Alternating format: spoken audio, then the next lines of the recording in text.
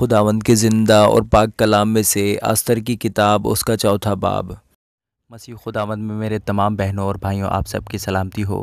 Please میرے channel کو subscribe کریں اور ویڈیو کو لائک اور شیئر کریں، شکریہ۔ جب مردکی کو وہ سب جو کیا گیا تھا معلوم ہوا تو مردکی نے اپنے کپڑے پھاڑے اور ٹاٹ پہنے اور سر پر راکھ ڈال کر شہر کے بیچ میں چلا گیا۔ وہ بلند پردرد آواز سے چلانے لگا اور وہ بادشاہ کے پھاٹک کے سامنے بھی آیا، کیونکہ ٹاٹ پہنے کوئی بادشاہ کے پھاٹک کے اندر جانے نہ پایا تھا۔ اور ہر صوبہ میں جہاں کہیں بادشاہ کا حکم اور فرمان پہنچا، یہودیوں کے درمیان بڑا ماتم، روزہ اور گریہ زاری اور نوحہ شروع ہو گیا، اور بتیرے ٹاٹ پہنے راکھ میں پڑ گئے۔ تب ملکہ بہت غمگین ہوئی اور اس نے کپڑے بھیجے کہ مردکی کو پہنائیں اور ٹاٹ اس پر سے اتار لیں، پر اس نے ان کو نہ لیا۔ تب آستر نے بادشاہ کے خواجہ سراؤں میں سے ہتاک کو، جسے اس نے آستر کے پاس حاضر رہنے کو مقرر کیا تھا، بلوایا اور اسے تاکید کی کہ مردکی کے پاس جا کر دریافت کرے کہ یہ کیا بات ہے اور کس سبب سے ہے۔ سو ہتاک نکل کر شہر کے چوک میں جو بادشاہ کے پھاٹک کے سامنے تھا مردکی کے پاس گیا۔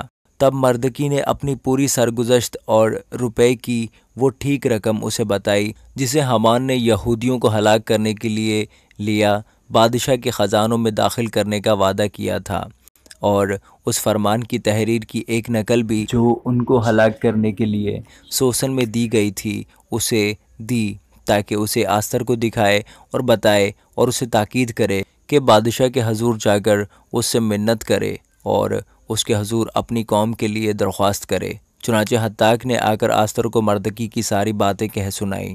تب آستر ہتاک سے بات کرنے لگی اور اسے مردکی کے لیے یہ پیغام دیا کہ بادشاہ کے سب ملازم اور بادشاہی صوبوں کے سب لوگ جانتے ہیں کہ جو کوئی مرد ہو یا عورت بے بلائے بادشاہ کی بارگاہ اندرونی میں جائے، اس کے لیے بس ایک ہی قانون ہے کہ وہ مارا جائے، سوائے اس کے جس کے لیے بادشاہ سونے کا عصا اٹھائے تاکہ وہ جیتا رہے۔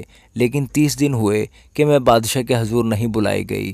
انہوں نے مردکی سے آستر کی باتیں کہیں۔ تب مردکی نے ان سے کہا کہ آستر کے پاس یہ جواب لے جائیں کہ تو اپنے دل میں یہ نہ سمجھ کہ سب یہودیوں میں سے تو بادشاہ کے محل میں بچی رہے گی، کیونکہ اگر تو اس وقت خاموشی اختیار کرے تو خلاصی اور نجات یہودیوں کے لیے کسی اور جگہ سے آئے گی، پر تو اپنے باپ کے خاندان سمیت ہلاک ہو جائے گی، اور کیا جانے کہ تو ایسے ہی وقت کے لیے سلطنت کو پہنچی ہے۔ تب آستر نے ان کو مردکی کے پاس یہ جواب لے جانے کا حکم دیا کہ جا اور سوسن میں جتنے یہودی موجود ہیں ان کو اکٹھا کر، اور تم میرے لیے روزہ رکھو، اور 3 روز تک دن اور رات نہ کچھ کھاؤ نہ پیو۔